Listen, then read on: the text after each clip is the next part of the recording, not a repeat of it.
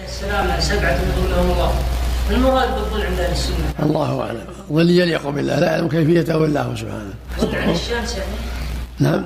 عن الشمس الذي يوم فيها؟ نعم. حديث السبعة الذين يظلهم الله بظله يوم لا يظل الا ظله، يفسر هذا الحديث انه ظل العرش؟ يفسر بهذا وهذا. العرش له ظل والله له ظل لا يعلم كيفيته الا هو سبحانه وتعالى. جاء هذا وهذا، جاء ظل العرش وجاء ظله جل وعلا. الله. ورد في بعض الروايات ان الظل مراد به ظل العرش. الله اعلم. جاء ظل العرش وغير ظله على كيفيه التي يعلمها سبحانه. جاء هذا وهذا كله. الله يحسن عملكم. نؤمن بذلك الكيفيه التي يعلمها سبحانه وتعالى. الله يحسن عملكم. المقصود بظله المقصود كل امرئ في ظل صدقته. كل امرئ في ظل صدقته. ظل الرب جل وعلا. وجاء في روايه اخرى ظل العرش.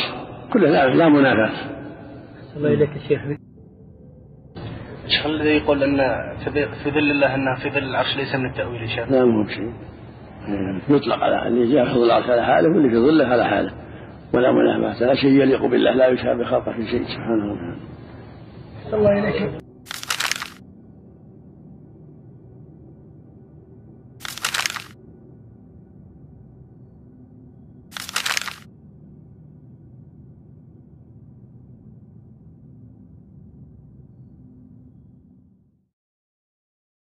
عن أبي هريرة أنه قال قال رسول الله صلى الله عليه وسلم إن الله تبارك وتعالى يقول يوم القيامة أين المتحابون لجلالي، يعني من أجل جلالي وعظمتي. اليوم أظلهم في ظلي يوم لا ظل إلا ظلي. وفيه إثبات الظل لله جل وعلا.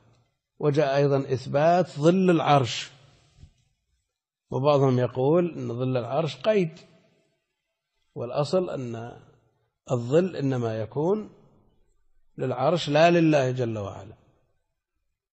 ومع ذلك ما دام ثبتت به النصوص الصحيحة الصريحة فلا مانع من إثباته على ما يليق بجلال الله وعظمته كسائر ما يتعلق به مما ثبتت به النصوص، ويكون له ظل وللعرش ظل في أمر لا يمكن تكييفه ولا يمكن تصوره، يعني يبقى كما هو ومعناه واضح ومفهوم، لكن كيفيته الله أعلم بها كسائر الصفات. السلام عليكم. لا تنسوا الإعجاب بالفيديو والاشتراك في القناة تشجيعا لنا لنستمر بنشر المزيد إن شاء الله.